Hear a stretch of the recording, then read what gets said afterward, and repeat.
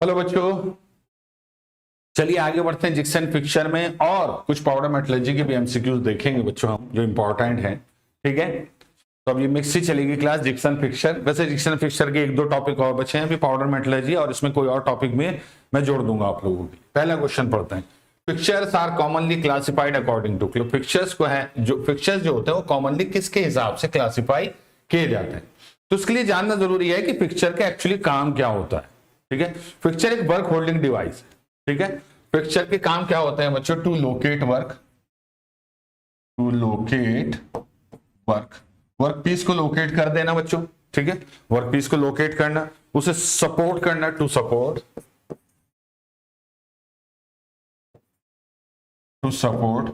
To clamp. ये सारे जो है बच्चों काम है, फंक्शन है किसके? फिक्सर्स के बेसिकली।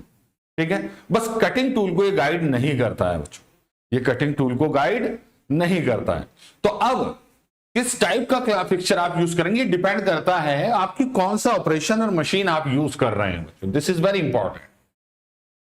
अगर आप मिलिंग कर रहे हैं तो उस पर आप लेथ का फिक्सर नहीं लगा सकते या ड्रिलिंग का फिक्सर नहीं लगा सकते। ठीक है, ओके। तो आपको क्या है बच्चों देखना पड़ेगा which machine tool and which machining operation you are going to perform and which machine tool you are going to. जैसे मिलिंग फिक्सर सिर्फ मिलिंग मशीन पे यूज होते हैं, टर्निंग फिक्सर टर्निंग पे यूज होते हैं बच्चों, असेंबली फिक्सर असेंबली पे यूज होते हैं, ग्राइंडिंग फिक्सर ग्राइंडिंग पे, वेल्डिंग फिक्सर वेल्डिंग पे। तो ये फिक्सर जो होते हैं बच्चों कौन कौन से होते हैं? एक तो टर्निंग, याद रखना बच्चों, टर्निंग फिक्सर होते हैं, मिलिंग फिक्सर होते हैं, मिलिंग ग्राइंडिंग होते हैं बच्चों, क्योंकि वर्कपीस तो लगभग हर ऑपरेशन में आप लोगों को यूज करना है बच्चों। ठीक है, असेंबली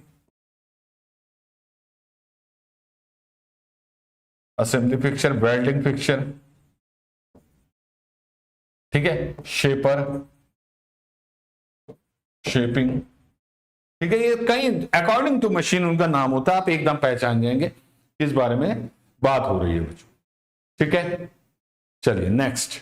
और ड्रिलिंग क्यों नहीं है? क्योंकि ड्रिलिंग में हम जिग्स का यूज करते हैं। A turning fixture differs fundamentally from an ordinary drill jig. But turning fixture में बेसिकल या फंडामेंटल डिफरेंस क्या होता है ड्रिल जिग के रेस्पेक्ट में बच्चों? ड्रिल जिग के रेस्पेक्ट में बच्चों देखो, टर्निंग फिक्सचर जो होता है बच्चों सीधी सी बात है। ठीक है, जिग का क्या काम है बच्चों? To locate, to clamp, to guide. ठीक है, फिक्सचर का क्या काम है बच्चों? मैं बता दूं आपको, जिग को ऐसे याद रखना बच्चों, जिग जो होता है बच्चों ये लोकेट करता है, लोकेट। ठीक है, बहुत इंपॉर्टेंट है बच्चों, ये जो लाइन में लिख रहा हूं इस लाइन को याद रखना बच्चों। ये लोकेट करता है, सपोर्ट करता है, नहीं सपोर्ट आप किस तरीके से करता है, मतलब इस चीज को ऐसे समझना जरूरी है, क्लैंपिंग की मदद से। तो क्या इसमें क्लैंपिंग होती है? यस होती है। सब में नहीं होती, जैसे टेम्पलेट में नहीं होती, बट होती है बच्चों, याद रखें, क्लैंपिंग। ठीक है, प्लस गाइडिंग। ये तो हो गया बच्चों जिग का काम। और अगर फिक्सचर का काम देखो आप क्या क्या है बच्चों? Locate, support, clamp. ये तीन काम बच्चों किसके हैं? फिक्सचर के। तो फर्क कहां है बच्चों? सिर्फ guiding the tool, fixture tool को गाइड नहीं करता है बच्चों। ठीक है, तो अब ये कह रहा है टर्निंग फिक्सचर कैसे फंडामेंटली डिफरेंट है जिग से? It guides the turning tool. ये तो यही गलत हो गया बच्चों, फिक्सचर गाइड नहीं कर सकता। It is associated with the rotating workpiece and is designed for turning machine application. ये सही लग रहा है बच्चों। It cannot locate workpiece, करता है fixture locate work. It always lighter than a drill jig, नहीं, फिक्सचर थोड़े से हैवी होते हैं बच्चों जिग से जनरली। ठीक है, हाँ तो याद रखना बच्चों। Next, consider milling fixture are associated with milling operation, grinding fixture associated with grinding, turning fixture associated with turning, all fixture are necessarily classified according to their construction and open and close। ये गलत हो गया बच्चों, ये आप कई बार पढ़ चुके होंगे बच्चों। तो याद रखना फिक्सचर्स जो हैं वो मशीन और मशीन टूल के हिसाब से, मशीनिंग प्रोसेस के हिसाब से आपका क्लासिफाई होते हैं। ए स्ट्रिंग मिलिंग फिक्सचर, इसके बारे में पूछ सकता है बच्चों आप लोगों से। String milling fixture, string milling fixture का क्या मतलब है? जब सीरीज ऑफ स्मॉलर कंपोनेंट को आप मिलिंग मशीन पे मशीन करते हो, सिमिलर टाइप के बहुत सारे कंपोनेंट को, तब आप स्ट्रिंग मिलिंग फिक्सचर का इस्तेमाल करते हैं। तो drilling several holes using drill bushes, milling A series of similar component, ये इसका सिंपल सा आंसर हो जाएगा, नाम से ही पता चल जाएगा। ठीक है, the production engineer select a fixture rather than a jig. Primarily because the machining operation involve. अगर कोई ऑपरेटर है, मशीन ऑपरेटर, वो कहता है मुझे जिग नहीं, मुझे फिक्सचर ला के दो, तो उसके पीछे सबसे इंपॉर्टेंट वजह क्या होती है? देखिए पिक्चर जो है बच्चों इसलिए आपका गाइड नहीं कर पाता कटिंग टूल को, क्योंकि कटिंग टूल की जो मोशन है वो काफी कॉम्प्लेक्स होती है बच्चों। तो a cutting tool whose movement is complex and is controlled by machine tool, तब आपका बच्चों याद रखना आप वो फिक्सचर ही यूज करेगा, जिग नहीं, ठीक है। जबकि ड्रिलिंग में कटिंग टूल की मूवमेंट इतनी वो नहीं है बच्चों कॉम्प्लेक्स, सीधा ऐसे जाएगा सर। लेकिन मिलिंग में आपको पता है 4 एक्सिस 5 एक्सिस कई तरह की मोशन हो सकती है, तो वहां पे फिक्सचर जो है बच्चों काम में लाया जाता, वहां जिग इस्तेमाल में नहीं लाया जाता बच्चों, याद है, ठीक है। समझ में आ गई बच्चों बात?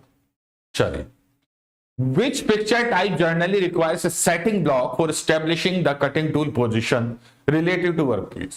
Which picture type generally requires a setting block for establishing the cutting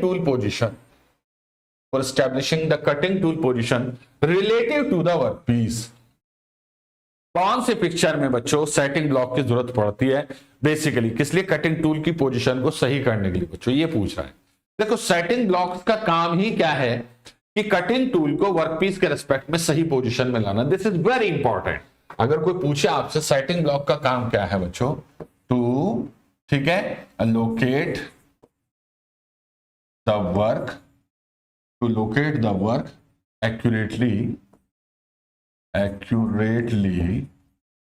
with respect to cutting tool के रेस्पेक्ट में बच्चों, या कटिंग टूल को वर्कपीस के रेस्पेक्ट में सही पोजीशन में लाना। This is the function of setting block बच्चों, ठीक है, सेटिंग ब्लॉक। अब ये कहां यूज होगा बच्चों? जिग में तो यूज नहीं होगा बच्चों, ये तो फिक्सचर में यूज होता है, तो मिलिंग फिक्सचर में इसका इस्तेमाल किया जाता है, जिग में यूज नहीं होता। A workpiece requires milling of several surfaces, the cutting tool must move in 2 or more axis and direct tool guidance is impractical, which combination is most appropriate. ये कह रहा है कि एक आपको मिलिंग करना है बहुत सारे सरफेसेस का किसी वर्क पे, और कटिंग टूल जो है बच्चों 2 या 2 से ज्यादा एक्सिस में उसे मूव करना है, तो यानी कि कटिंग टूल की जो मोशन है वो कॉम्प्लेक्स हो गई, और इस केस में जिग का इस्तेमाल नहीं होगा, इस केस में आपका किसका इस्तेमाल होगा बच्चों? आपका फिक्सचर का इस्तेमाल होगा। तो हम लोग क्या करेंगे बच्चों? मिलिंग फिक्सचर का इस्तेमाल करेंगे बच्चों। या सिर्फ मिलिंग ना भी लिखता ना, अगर मान लीजिए ऐसे होता तो ज्यादा अच्छा, फिक्सचर प्लस सेटिंग ब्लॉक, ये फिक्सचर प्लस सेटिंग ब्लॉक, याद रखना। A component has a number of holes distributed around its circumference. एक कंपोनेंट है जिसकी सरकमफ्रेंस पर, यहां पर बच्चों, यहां बहुत सारे होल हैं बच्चों, जैसे कि आपका फ्लेंजेस वगैरह में होते हैं, ठीक है। हाँ, यहां पे आपका हब होगा, hub, this is the hub, ठीक है। तो इसके सरकमफ्रेंस पे बहुत सारे क्या है बच्चों? आपके होल हैं बच्चों, ठीक है। The manufacturing requirement is to bring each whole location successively, each whole location को सक्सेसिवली लाना है into the drilling position while maintaining repeatable angular position. क्या इंपॉर्टेंट है यहां पर? Repeatable angular position. तो आप कौन सा जो है बच्चों जिग इस्तेमाल करेंगे बच्चों? तो इंडेक्सिंग जिग, ये मैं आपको पढ़ा चुका हूं ऑलरेडी, तो हम इंडेक्सिंग जिग का इस्तेमाल करेंगे। If only one locating point is provided on the second plane in 3-2-1, अगर आपका जो पोजिशनिंग प्रिंसिपल है बच्चों 3-2-1 का, जो मैंने आपको बताया भी था कि एक प्लेट है उसके नीचे 3 पिन लगाते हैं, फिर साइड परपेंडिकुलर सरफेस पे 2 और फिर उधर के परपेंडिकुलर सरफेस पे 1। ये कह रहा है if only one locating point is provided on the second plane in 3-2-1, तो क्या होगा बच्चों? अगर मान लीजिए वर्कपीस है बच्चों, मान लीजिए ये वर्कपीस है और इस पर मैंने सिर्फ एक ये पिन लगा दी बच्चों, मान लीजिए, तो हो सकता है ये बच्चों ऐसे स्विवल कर जाए, ये स्विल कर जाएगा बच्चों, याद रखें। तो इस पॉइंट के अबाउट ये स्विल हो जाएगा बच्चों, याद रखें, ठीक है। If the locating surface are not mutually perpendicular, अगर लोकेटिंग सरफेस परपेंडिकुलर नहीं है तो which of the following problems में अकर। तो याद रखना बच्चों, अगर ये जो लोकेटिंग सरफेस की एक शर्त दिया है कि this surfaces must be perpendicular with each other. ऐसा नहीं है जैसे मान लीजिए वर्क सरफेस है, मान लीजिए दिस इज द, मैं एक आपको बताता हूं, ठीक है, ओके, इसको ऐसे समझिए बच्चों, मान लीजिए this is the work piece, तो एक तो सरफेस है, मान लीजिए यहां लगाते हैं आप बच्चों पिन, यहां, ठीक है। एक आपका सरफेस ये है, ये वाला, ठीक है, यहां लगाते हैं बच्चों आप पिन, एक यहां एक यहां, और एक पिन आप यहां लगाते हैं, तो तीनों एक दूसरे के परपेंडिकुलर। आप ऐसा नहीं कर सकते कि एक पिन यहां लगा दें, 3 यहां और 2 यहां लगा दें, नहीं, ये गलत है। क्योंकि अब ये तीनों सरफेस जो है बच्चों, ये दोनों म्यूचुअली परपेंडिकुलर है, ये दोनों, लेकिन ये पैरेलल हो गए। This is wrong, this is wrong. क्यों? क्योंकि इससे क्या होता है बच्चों, वर्कपीस ऊपर उठता है, और जब वर्कपीस ऊपर उठता है तो उसकी मशीनिंग एक वेज टाइप से हो सकती है, जैसे वेज हो जाता है, ऐसे गलत हो जाएगी ना मशीन, इंक्लाइंड हो जाएगा प्लेन, है ना। तो wedging action causing the workpiece to lift. अच्छा, इंक्रीज्ड एरर, एरर जो है बच्चों चिप्स की वजह से या dirt on the locating surface की वजह से बहुत ज्यादा इंक्रीज हो जाएगी बच्चों। रिड्यूसिंग मशीनिंग टाइम, नहीं, इससे कोई मतलब नहीं है बच्चों। तो option 1 and 2 on. Machining time पे कोई फर्क नहीं पड़ता जिग्स एंड फिक्सचर से, याद रखिएगा। The projector factor is minimum when the locating surface are. Projector factor क्या होता है बच्चों, मैं आपको दिखाता हूं, ये देखिए बच्चों। देखिए, मान लीजिए आपका ये वर्कपीस है और ये आपका जिग या फिक्सचर। अब मान लीजिए वर्कपीस और जिग या फिक्सचर के बीच में कोई चिप या कोई डर्ट वगैरह आ गया है, तो इसकी वजह से क्या होगा बच्चों कि मान लीजिए और ये लोकेटिंग सरफेस है, तो लोकेटिंग सरफेस और वर्कपीस के बीच कोई डर्ट आ गई या चिप आ गई तो एरर आ जाती है बच्चों। ठीक है, तो एरर आ जाती है। तो ये जो एरर आई है, होना यहां चाहिए था लेकिन वर्क सरफेस यहां है, तो ये जो एरर आई है इसे कहते हैं रिजल्टिंग एरर। क्या कहते हैं बच्चों से? Resulting error. और अब क्या होगा बच्चों, एक होती है इंट्रोड्यूस्ड एरर, यानी कि जब आप कटिंग स्टार्ट करेंगे बच्चों तो सबसे शुरू में जो एरर आएगी उसे इंट्रोड्यूसिंग एरर कहेंगे बच्चों।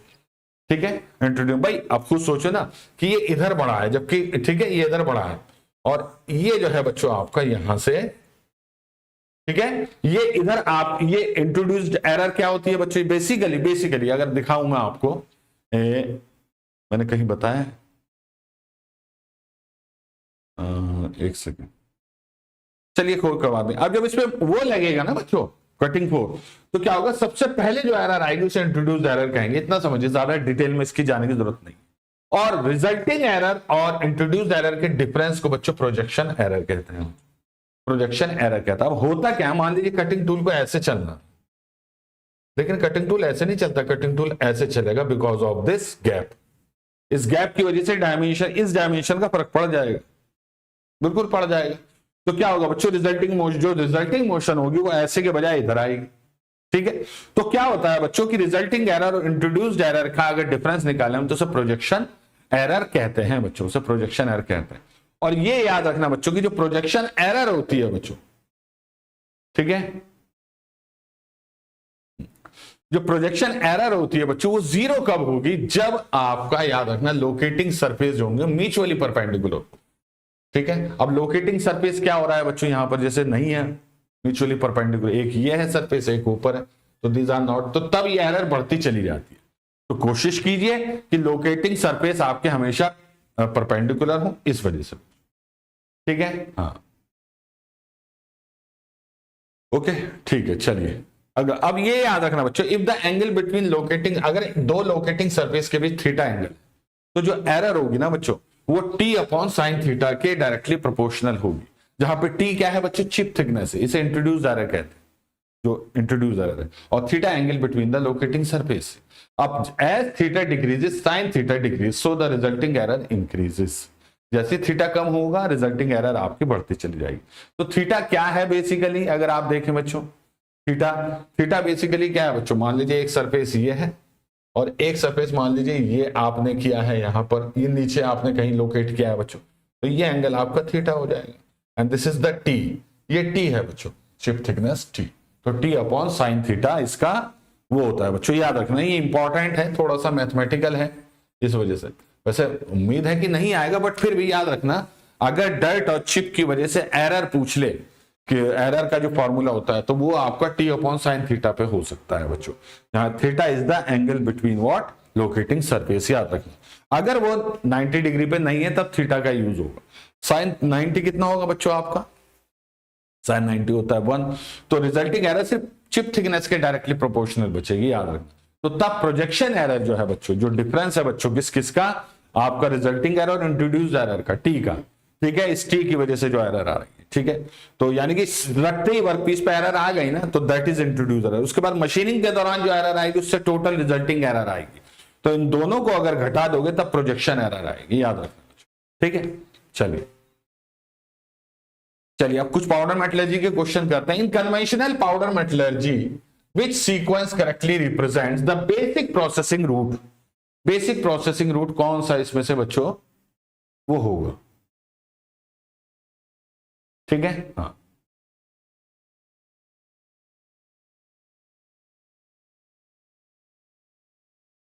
ठीक, हाँ तो इसमें पूछा है कि इन कन्वेंशनल पाउडर मेटलर्जी कौन सा आपका जो है बच्चों रूट सबसे सही होगा बच्चों। देखिए सबसे पहले क्या करते हैं, पाउडर बनाते हैं। तो पाउडर मैन्युफैक्चरिंग दो जगह पर है, यहाँ पाउडर मैन्युफैक्चरिंग दो जगह पर है, एक तो यहां पर है बच्चों और एक यहां पर है, करेक्ट।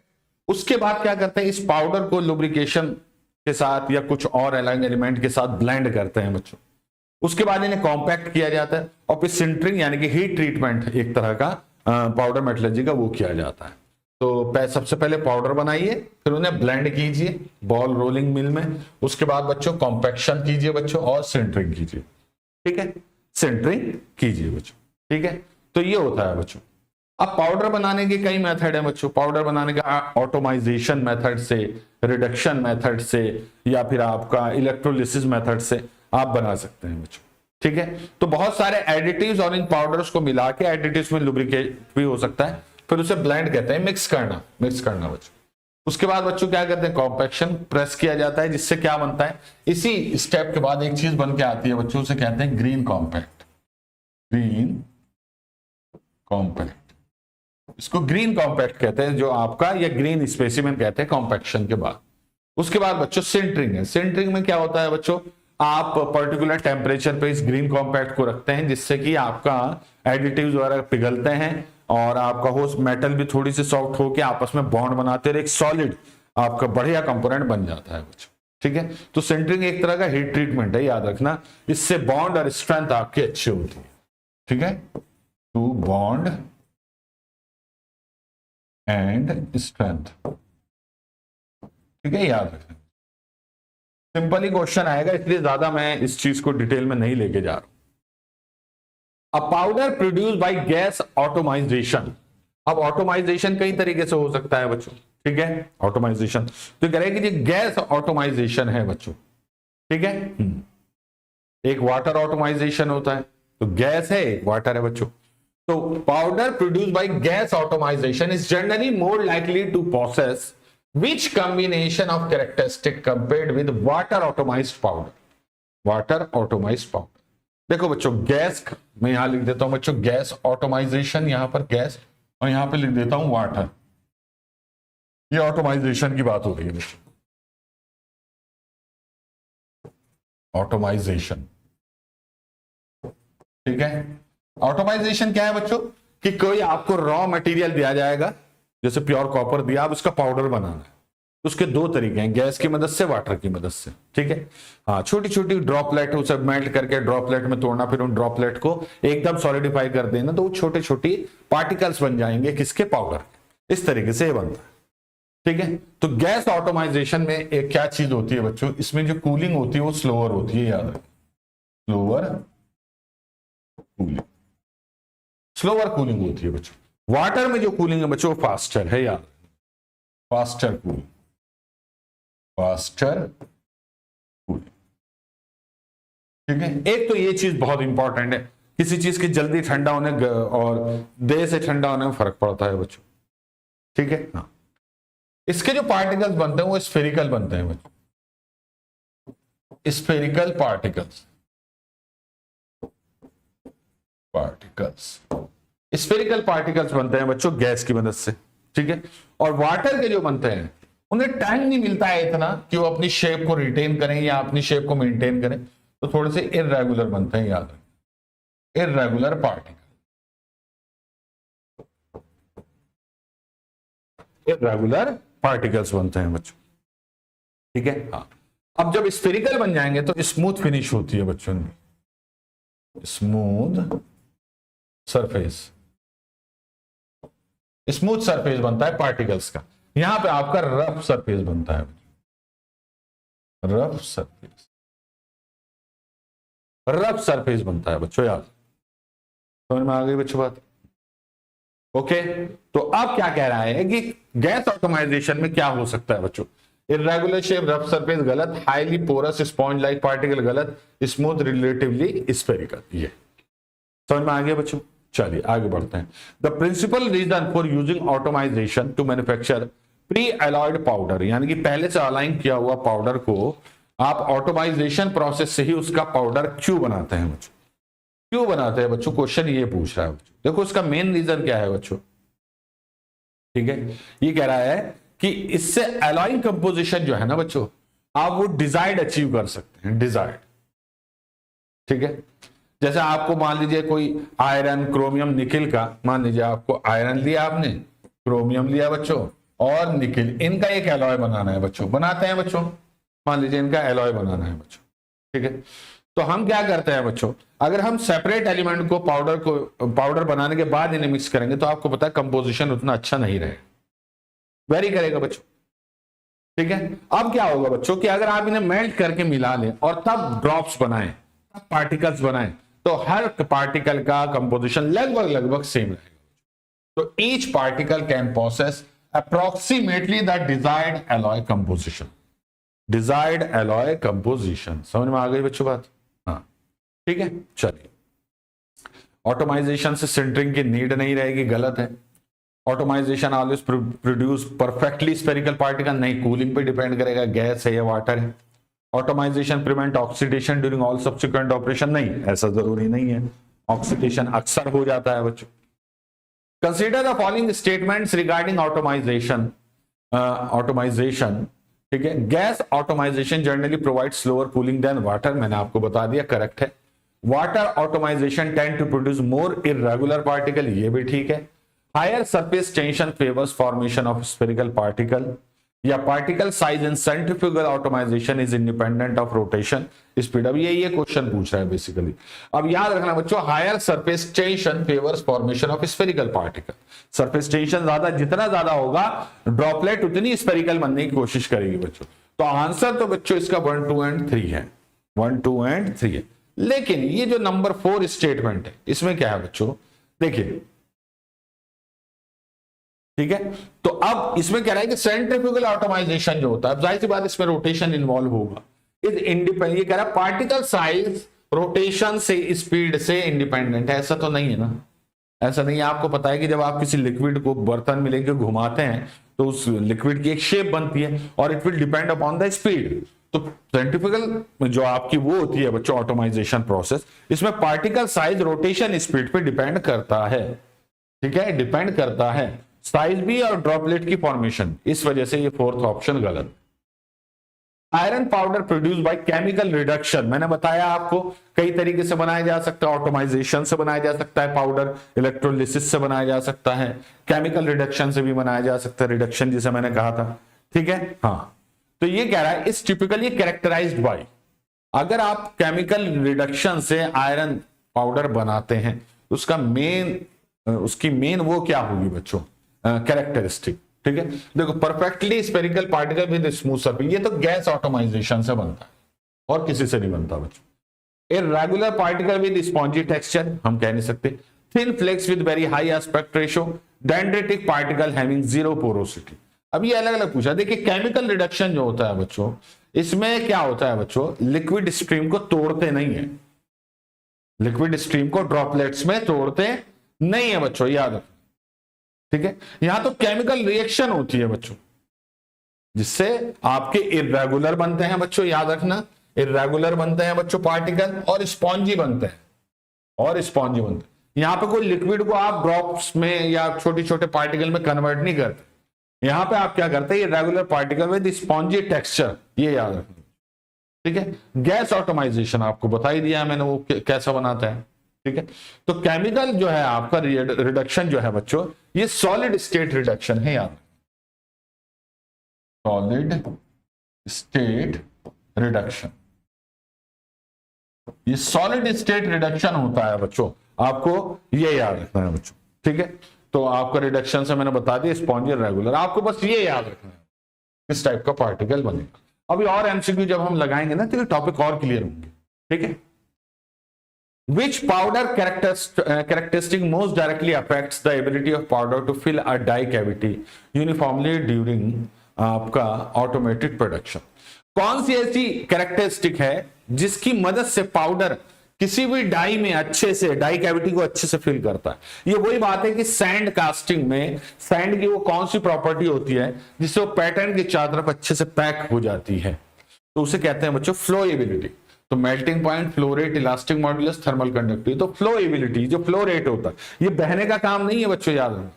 फ्लोएबिलिटी मतलब, इसका मतलब ये सही वर्ड क्या है बच्चों, याद रखना, flowability.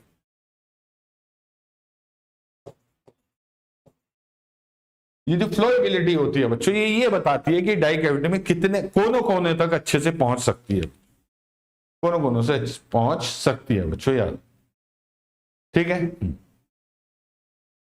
A powder has a mass of 80 gram and occupies a loose volume of 60 centimeter cube. What is density?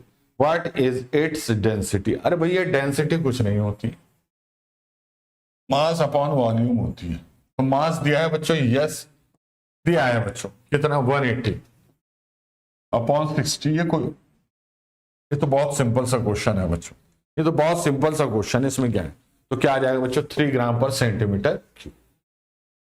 If the particle size of a powder is reduced substantially while the mass of powder remains unchanged, आपने क्या किया, मास उतना ही रखा लेकिन particle का size को आपने reduce कर दिया, ठीक है, okay. Which affect most directly expected, तो किस चीज में आपका सबसे ज्यादा इफेक्ट पड़ेगा? Decrease in total surface area, increase in total surface area, decrease in sintering driving force, या कंप्लीट एलिमिनेशन ऑफ पोरोसिटी। अब यहां पर ये क्वेश्चन अच्छा है बच्चों, ये क्वेश्चन अच्छा है बच्चों, याद देखिए। मान लीजिए लार्ज पार्टिकल है बच्चों, उसे आपने बहुत छोटे छोटे पार्टिकल में तोड़ लिया बच्चों। अब वॉल्यूम तो सेम रहेगा लेकिन जो एक्सपोज्ड एरिया है सरफेस वो बढ़ जाएगा। तो छोटे पार्टिकल्स का क्या होता है बच्चों, टोटल सरफेस एरिया बढ़ जाता है। कंप्लीट एलिमिनेशन ऑफ पोरोसिटी, ये तो है कि पोरोसिटी डिक्रीज होगी, ठीक है, पोरोसिटी जो होगी बच्चों वो डिक्रीज होगी, no doubt, porosity decreases, decrease होगी बच्चों, नो डाउट। लेकिन कंप्लीट एलिमिनेशन नहीं, ऐसा नहीं होता, थोड़ी बहुत तो पोरोसिटी रहती है बच्चों, ठीक है। अब हायर सरफेस जब हो बन जाएगा बच्चों, तो ये जो फ्री सरफेस बनेगा बड़ा हो जाएगा ये, तो इसकी एनर्जी ज्यादा होगी बच्चों, याद रखना। तो जो आपके जब ज्यादा होगी बच्चों, याद रखना, ठीक है। हायर सरफेस का मतलब है बच्चों higher surface energy, higher surface energy. तो जब हायर सरफेस, बस ये याद रखना, जब हायर सरफेस एनर्जी ज्यादा होती है तो सेंटरिंग ड्राइविंग फोर्स भी ज्यादा लगेगा। सेंटरिंग के टाइम पे आपको ज्यादा टाइम देना पड़ेगा बच्चों, याद, ठीक है। डिफ्यूजन इजीली होगा क्योंकि सरफेस ज्यादा बढ़ गया तो डिफ्यूजन इजीली हो जाएगा बच्चों, ये याद रखना बच्चों, ठीक है। हाँ, और सेंटरिंग थोड़ी तेज होगी, ठीक है। ड्राइविंग फोर्स यानी कि आपका जो ड्राइविंग फोर्स है वो तेज होगा। ड्राइविंग फोर्स का मतलब क्या है बच्चों, सेंटरिंग जो ड्राइविंग फोर्स है, इसको अगर मैं आपको समझाऊं,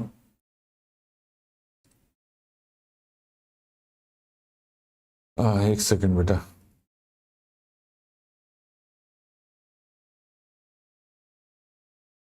हाँ, ये जो सेंटरिंग ड्राइविंग फोर्स होता है बच्चों, देखिए इसमें ऐसे नहीं कह सकते हैं एग्जैक्टली हम कि भाई देर से करना पड़ेगा।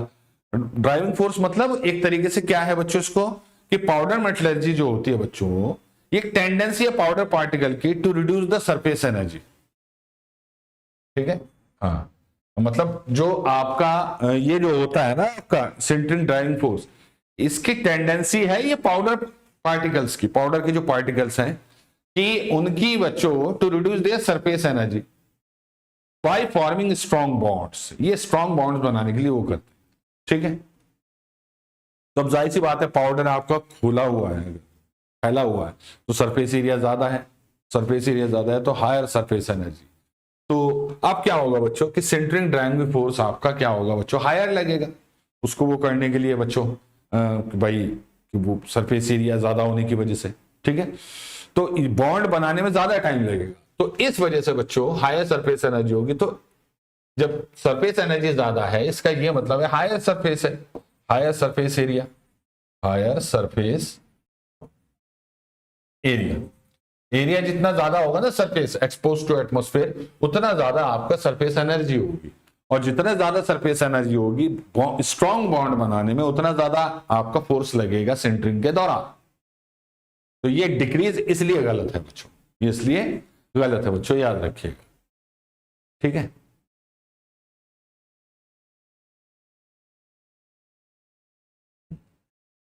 ठीक है। चलिए खैर आगे मैं इसके ऊपर और एमसीक्यू जब कराऊंगा तब आपको ज्यादा अच्छे से समझ में आएगा बच्चों, याद रखना। ठीक है, ठीक, चलिए ओके, ठीक। तो याद रखना बच्चों, कोर्स पार्टिकल जो बड़े पार्टिकल होते हैं उनके लिए अक्सर सेंटरिंग ड्राइविंग फोर्स आपका क्या, इसका सॉरी जो फाइन पार्टिकल हैं उनके लिए क्या सेंटरिंग ड्राइविंग फोर्स आपका कम होगा, ऐसा नहीं है बच्चों।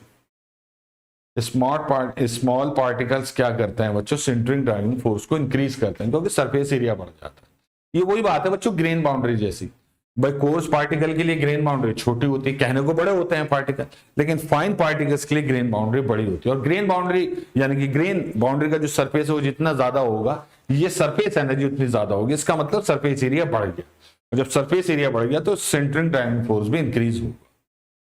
Which of the following is not a principal characteristic of starting powder that influence the final powder metallurgy product? कौन सा ऐसा ये कह रहा है principal characteristic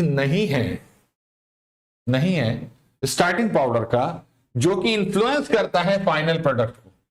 particle size distribution, particle shape, surface structure, colour of the powder. तो obvious है बच्चों कलर से कोई फर्क नहीं पड़ेगा पाउडर के कि फाइनल प्रोडक्ट आपका कैसा होगा। It will depend upon the size, shape and distribution. ठीक है, हाँ, texture also. The term green compact in powder metallurgy refers to, ये ग्रीन, ये जब भी हम ग्रीन कॉम्पैक्ट की बात करते हैं बच्चों, ठीक है, तो वो कौन सी स्पेसिमेन है? तो आफ्टर कॉम्पैक्शन बिफोर सिंटरिंग, याद रखना बच्चों, आफ्टर कॉम्पैक्शन। ये क्वेश्चन कई एग्जाम में पूछा गया। अब पाउडर मेटलर्जी एक तो ज्यादा एग्जाम में आती नहीं, और जितने आती भी है उसमें बहुत नॉमिनल से क्वेश्चन। ठीक है, before sintering,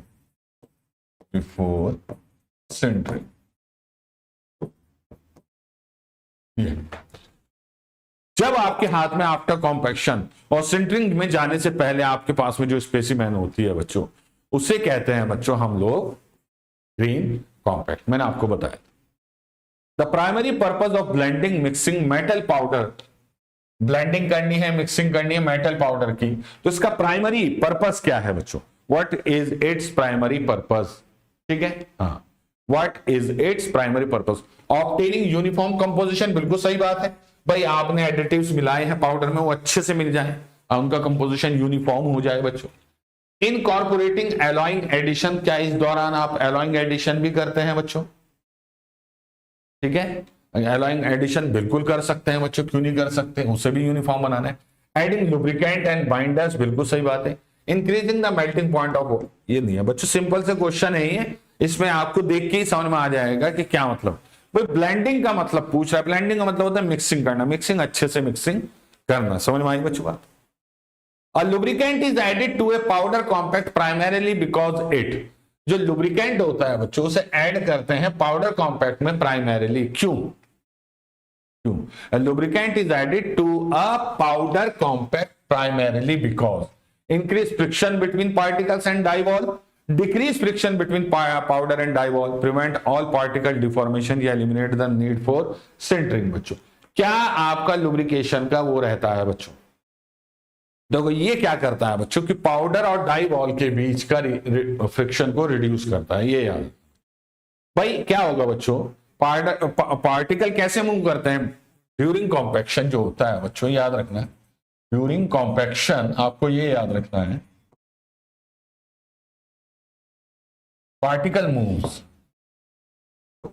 particles move number 1 with respect to each other, एक दूसरे के रेस्पेक्ट में मूव करते हैं, and number 2 with respect to die wall. अब दोनों जगह आपका फ्रिक्शन कम होगा। अब अगर अच्छे से मूव कर पाएंगे अभी तो कॉम्पैक्शन अच्छा हो पाएगा बच्चों। ठीक है, अगर फ्रिक्शन ज्यादा है बच्चों, हायर फ्रिक्शन है बच्चों, हायर फ्रिक्शन, अगर फ्रिक्शन ज्यादा है तो क्या होगा बच्चों, जो प्रेशर आप लगा रहे हैं during compaction that will loss, pressure loss होता है, प्रेशर लॉस इन कॉम्पैक्शन, यानी कि जितने प्रेशर पे बनना चाहिए था स्पेसिमेन को उतने पे नहीं बन रहा है, तो प्रेशर लॉस हो गया बच्चों। ठीक है, नॉन यूनिफॉर्म डेंसिटी, कुछ पार्टिकल्स जल्दी मूव कर जाएंगे, कुछ देर से, तो डेंसिटी नॉन यूनिफॉर्म हो जाएगी बच्चों, नॉन यूनिफॉर्म डेंसिटी। ठीक है, डेंसिटी नॉन यूनिफॉर्म हो जाएगी। ठीक है, और डिफिकल्ट इजेक्शन, स्पेसिमेन को बाहर निकालने में भी प्रॉब्लम हो,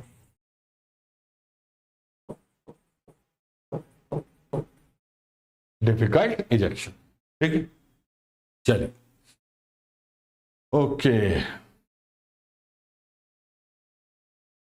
ठीक है, चलिए। Excessive addition of lubricant during powder compaction में रिजल्ट, अगर आपने बहुत ज्यादा मिला तो अब क्या कहानी, इंक्रीज ग्रेन स्ट्रेंथ, नहीं, ग्रेन स्ट्रेंथ कम हो जाएगी अगर बहुत ज्यादा। ग्रेन स्ट्रेंथ होती है फ्रेशली प्रिपेयर्ड स्पेसिमेन, ठीक है, जिसमें लुब्रिकेशन है, एडिटिव्स, हर चीज है, उसे कहते हैं। इसका कलर ग्रीन नहीं होता, याद रखना बच्चों। ठीक है, तो increase green strength without any adverse effect, decrease die wall friction but potentially reduce green strength, this is the correct answer. Complete elimination of residual porosity, नहीं, इससे कोई मतलब नहीं। Conversion of solid state sintering into casting, नहीं, गलत। याद रखना बच्चों, ये आपका decrease die wall friction but potentially reduce green strength, बहुत ज्यादा लुब्रिकेशन से सबसे बड़ा इफेक्ट ये है।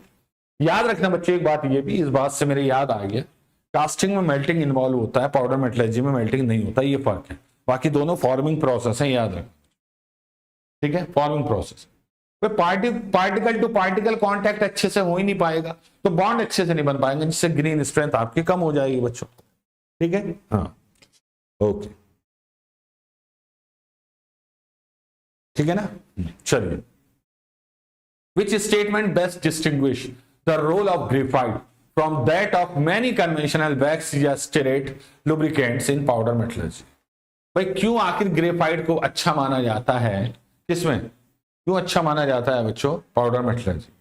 करेक्ट, ठीक है, इनके कंपेयर में वैक्स लगाए गए, आप स्टेरेट लेते हैं लुब्रिकेंट, वो सब उनकी कंपेयर। ठीक है, ये कह रहे हैं ग्रेफाइट में act as a functional carbon addition whereas wax or stearates are primarily removed during process. Graphite is always completely vaporized before sintering. Wax and stearate permanently alloy with the iron. Graphite cannot affect the final composition. नहीं, graphite में होता है बच्चों carbon, तो graphite जो है बच्चों आपका कुछ जो है बच्चों act as a functional carbon addition, carbon addition करना पड़ेगा स्टील कंपोनेंट में फॉर एग्जाम्पल। लेकिन वैक्स और स्टेरेट्स जो है बच्चों ये तो प्रोसेसिंग के दौरान गायब हो जाएंगे, एवोपरेट हो जाएंगे बच्चों। ठीक है, इस वजह से ग्रेफाइट को अच्छा माना जाता है बच्चों, याद रखें। ठीक है, अब कार्बन से क्या होता है, हार्डनेस अच्छी होती है, स्ट्रेंथ अच्छी होती है, ये सब कर सकते हैं बच्चों। ठीक है, हाँ,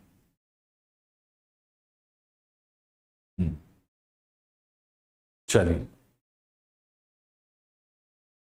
During compaction of metal powder, which phenomena is least appropriate as a mechanism contributing to densification? ये कह रहा है जब आप कॉम्पैक्शन करते हैं किसी मेटल पाउडर का, which phenomenon is least appropriate as a mechanism contributing to densification?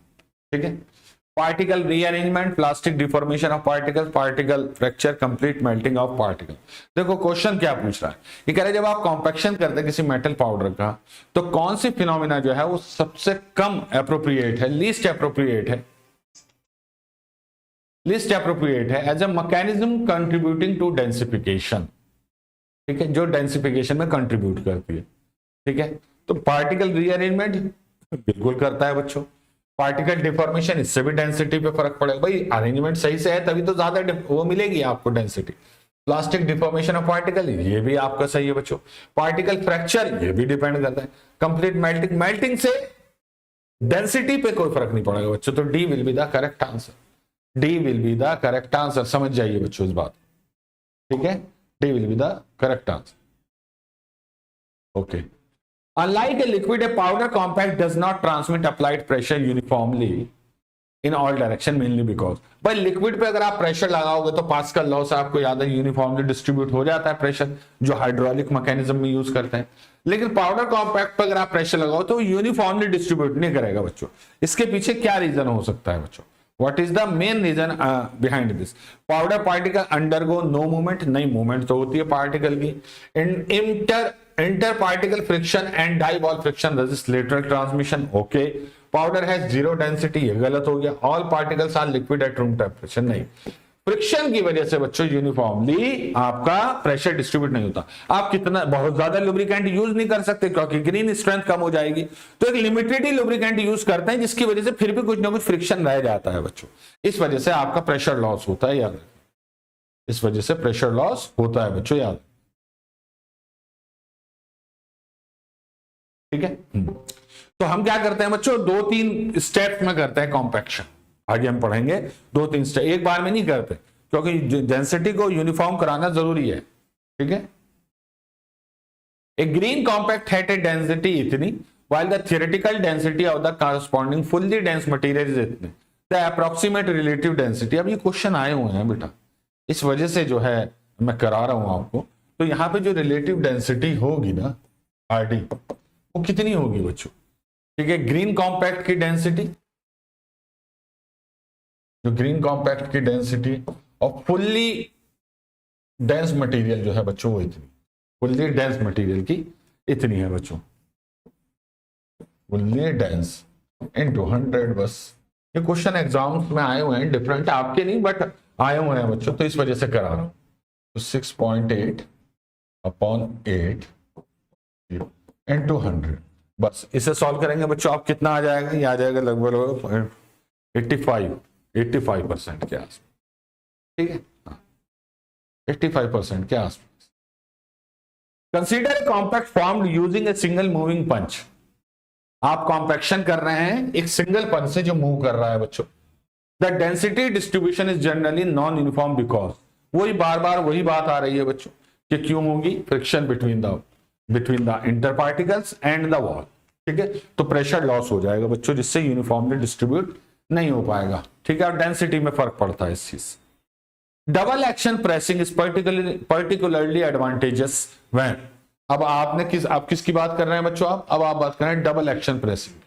तो डबल एक्शन प्रेसिंग में क्या होता है बच्चों कि pressure is applied from both side. एक तो ये हो गया बच्चों के कंटेनर में कैसे मूव कराया आपने पंच, एक आपने 2 पंच को ऐसे मूव कराया, इससे थोड़ी सी डेंसिटी अच्छी होती है बच्चों, ठीक है। एक तो मूवमेंट भी कम हो जाएगा बच्चों पार्टिकल्स का अलोंग द वॉल, है ना। तो उससे क्या होता है कि प्रेशर डिस्ट्रीब्यूशन अच्छा होता है, डेंसिटी डिस्ट्रीब्यूशन अच्छा होता है बच्चों।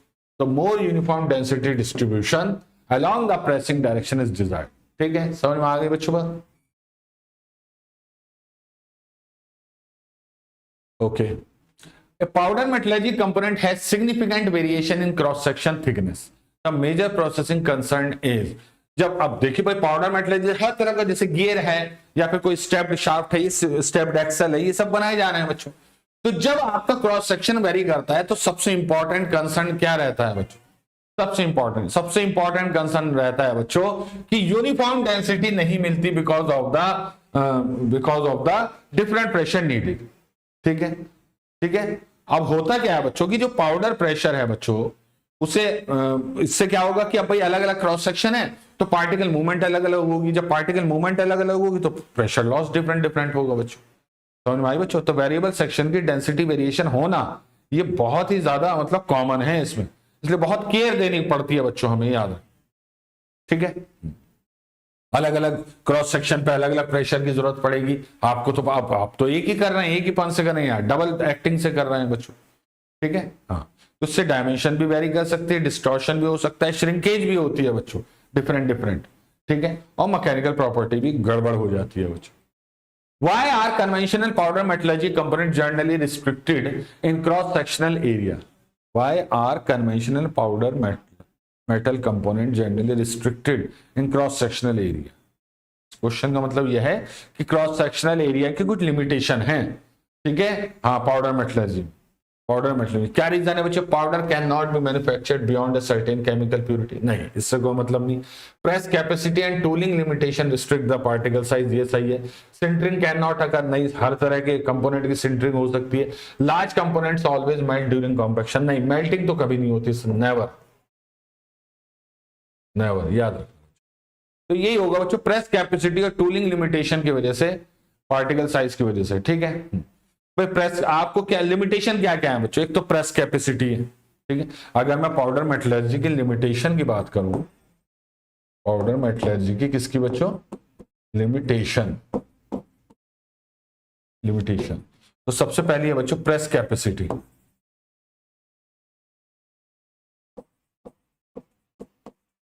प्रेस कैपेसिटी सबसे पहली बच्चों, उसके बाद टूलिंग साइज, टूलिंग साइज, अलग अलग टाइप के टूल चाहिए होता है हर चीज के लिए बच्चों, ठीक है। ओके, हाँ, उसके बाद कॉम्पैक्शन फोर्स, आप इतना फोर्स नहीं लगा सकते कि डाई फट जाए, लिमिटेड लगाते हैं बच्चों कॉम्पैक्शन फोर्स, ठीक है, ठीक है। प्रेशर तो बस यही कि डाई स्ट्रेंथ भी लिखो बच्चों, die strength, die strength. Number 5 क्या होगा बच्चों आपका? आपका pressure distribution,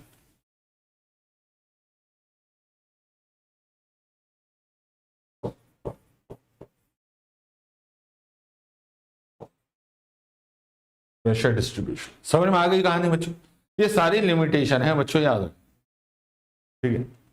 the principal purpose of green strength is to ensure that the compact, जो प्रिंसिपल पर्पज होता है बच्चों ग्रीन स्ट्रेंथ का, वो क्या इंश्योर करता है बच्चों? Compact melts during ejection, can retain its shape during handling and ejection, melts, melting तो है ही नहीं ना, has zero porosity, नहीं, zero porosity कभी नहीं होती, has reached its final mechanical property, नहीं, ये भी नहीं है बच्चों। उसका होगा बच्चों ये, भाई जब आप हैंडलिंग करेंगे, इस ग्रीन स्ट्रेंथ का मतलब है कि जब आपने सिंटरिंग से पहले स्पेसिमेन को हैंडल करना है तो वो टूट ना जाए, बेकार ना हो जाए, बिखर ना जाए उसके पार्टिकल्स, ठीक है।